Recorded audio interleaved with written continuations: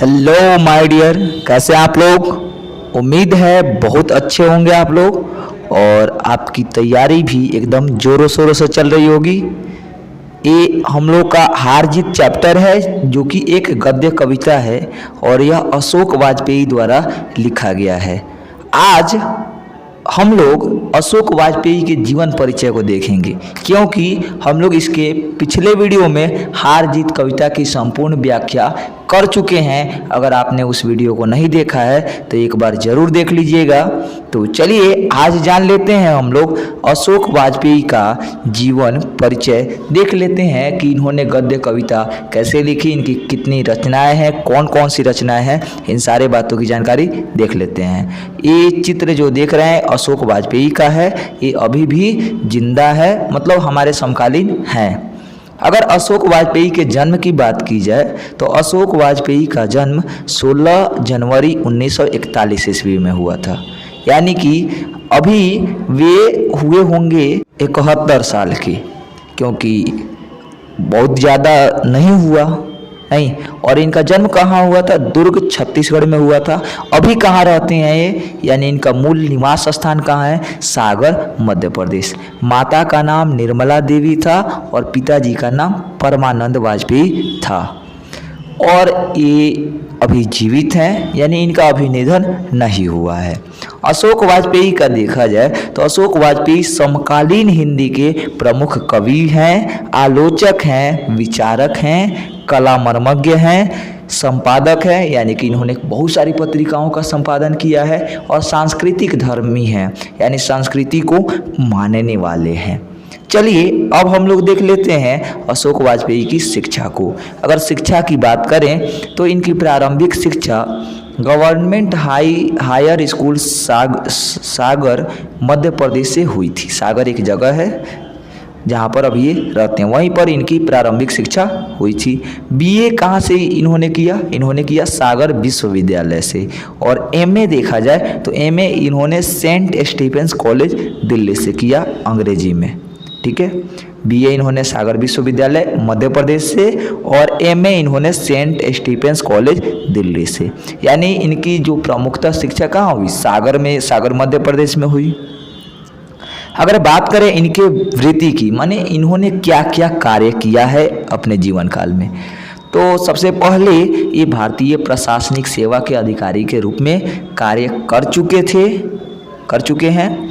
महात्मा गांधी अंतर्राष्ट्रीय हिंदू विश्वविद्यालय के प्रथम कुलपति के पद से अभी सेवानिवृत्त किए गए हैं और अभी आज दिल्ली में रहकर स्वतंत्र लेखन का कार्य कर रहे हैं। मतलब अशोक वाजपेयी की पुस्तकें अभी भी छपनी बाकी है। तो इनको बात करें कि इनको कौन कौन सा सम्मान मिल चुका है, तो इनको साहित्य अकादमी पुरस्कार मिल चुका है, दयावती मोदी कवि शेखर सम्मान मिल चुका है, officer of the world of the arts and letters 2005 French सरकार द्वारा इनको ये भी पुरस्कार मिल चुका है, और पुलिस सरकार द्वारा officer of the award of cross 2004 सम्मान भी प्राप्त हो चुका है। देख रहे हैं आप, इनको बहुत सारे पुरस्कार मिल चुके हैं। कहने का मतलब है कि लेखक तो बहुत बढ़िया है, विश्व में पूरे छाए हुए हैं। अगर बात करें इनकी रचनाओं की, इनकी कृतियों की, तो इन्होंने मुख्य रूप से बहुत सारी कविता संग्रह लिखा है, बहुत सारी आलोचनाएं लिखी है और बहुत सारे ग्रंथों का संपादन किया है, बहुत सारे कृतियों का संपादन किया है। कविता संग्रह में देखिए बहुत सारी कविताएं हैं इनकी, जैसे शहर अब भी संभावना है, एक पतंग अनंत में, अगर इतने से, तत्पुरुष, ध्यान दीजिएगा तत्पुरुष पूछा भी गया है, कहीं नहीं वहीं, यह पाठ जो है कहीं नहीं वहीं से लिया गया है। समझ रहे हैं बात आप लोग? तो यह हार जीत कविता जो है कहाँ से ली गई है? कहीं नहीं वहीं से कविता संग्रह से ली गई है, जो कि एक गद्य कविता है। बहुरी अकेला, थोड़ी सी जगह, घास में दुबका आकाश, आविन्यो, जो आप 10th में पढ़े थे, याद है आप लोग को आविन्यो। उसके बाद अभी कुछ और, इसके बाद अगली कविता संग्रह है समय के पास समय, इसके बाद है इबादत से गिरी मात्राएं, कुछ रफू कुछ बिगड़े, उम्मीद का दूसरा नाम विपक्ष, और दुख चिट्ठी रस्सा है। ये भी पूछा जा सकता है, महत्वपूर्ण है। दुख चिट्ठी रस्सा क्या है? कविता संग्रह है। किसकी कविता संग्रह है? अशोक वाजपेयी की। उसके बाद आलोचनाएं भी इनकी बहुत ज़्यादा प्रसिद्ध है। देखिए, फिलहाल, कुछ पूर्वग्रह, समय से बाहर, सीढ़ियाँ शुरू हो गई है, कविता का गल्प। ध्यान में रखिएगा, कविता का गल्प पूछा भी जा सकता है। कवि कह गया है, ये भी पूछा गया है कि कवि कह गया है किसका संपादित, किसकी आलोचना ग्रंथ है? तो अशोक वाजपेयी की।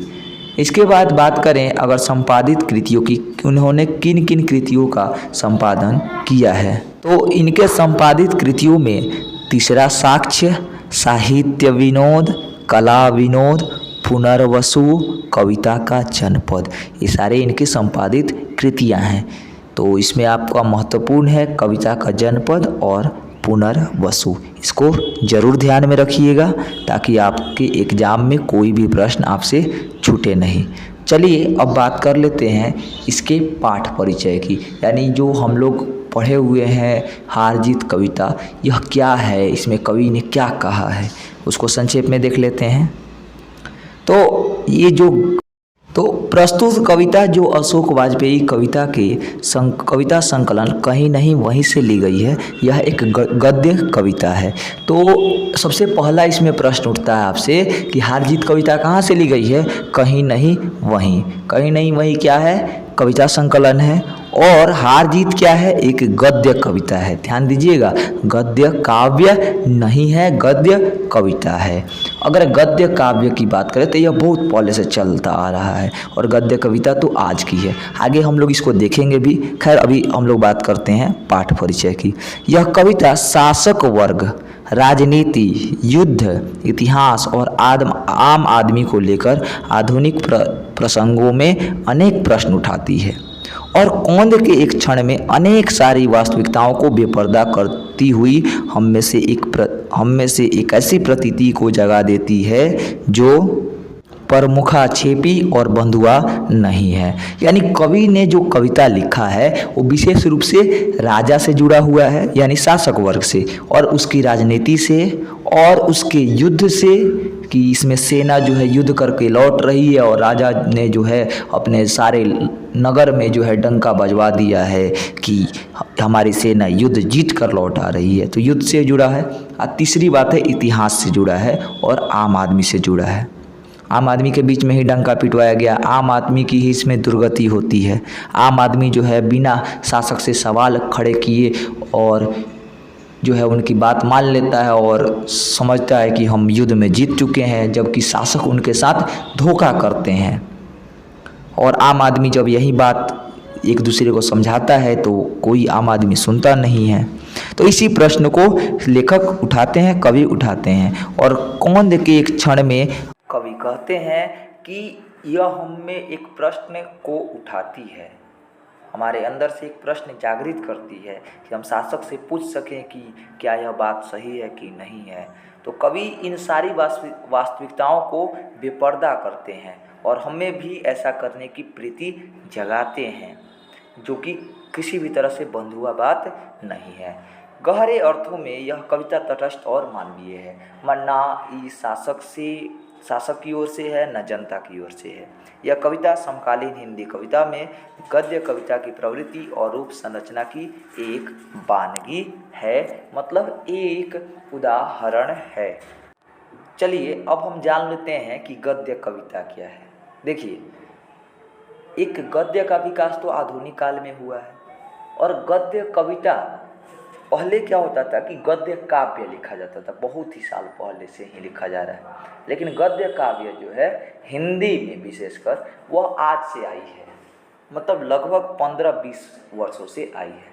अगर गद्य कविता की अन्य भाषाओं में बात करें तो जैसे अंग्रेजी है, फ्रांसीसी है और भी सारे अमेरिकी भाषा है, यूरोपीय भाषाएं हैं, इन सब में गद्य कविताएं बहुत पहले से ही लिखी जाती आ रही है। जैसे कि आपने एलियट पढ़ा होगा 12th के इंग्लिश के बुक में, तो ये सब कविताएं बहुत पहले से लिखी जाती है। लेकिन हिंदी में गद्य कविता का जो प्रचलन है वह कुछ ही वर्षों से है, लगभग 15 से 20 वर्षों की ही है। तो वही बात लिखा हुआ है, गद्य काव्य वस्तुतः कविता नहीं अपितु गद्य का ही एक रूप हुआ करता था, किंतु गद्य कविता ऐसा नहीं है। यह पिछले 15-20 वर्षों से ही आई है, जबकि गद्य काव्य बहुत पहले से है और पर्याप्त संख्याओं में आज के कवियों द्वारा लिखी गई है। इस कविता की बात करें तो फ्रांसीसी, अंग्रेजी आदि यूरोपीय तथा अमेरिकी भाषाओं में नए ढंग की इस कविता का लेखन द्वितीय विश्व युद्ध के समय से ही होता आ रहा है। तो यह कविता जो है गद्य कविता कई सारी भाषाओं में द्वितीय विश्व युद्ध से लिखी जा रही है। अशोक वाजपेयी कहते थे कि जो साथ चले थे जाने कब अपनी अपनी राह कहाँ निकल गए, जाने कहाँ कहाँ रोशनी की तलाश में भटकने के बाद अब समझ में आ रहा है कि रोशनी कहीं से नहीं अपितु इन्हीं शब्दों से आ रही है जो अशोक वाजपेयी लिख रहे हैं। चलिए आशा करते हैं आप लोग को अशोक वाजपेयी का जीवन परिचय अच्छा लगा होगा। आज के वीडियो में रहने देंगे बस इतना ही। बहुत बहुत धन्यवाद। मिलते हैं फिर अगले वीडियो में।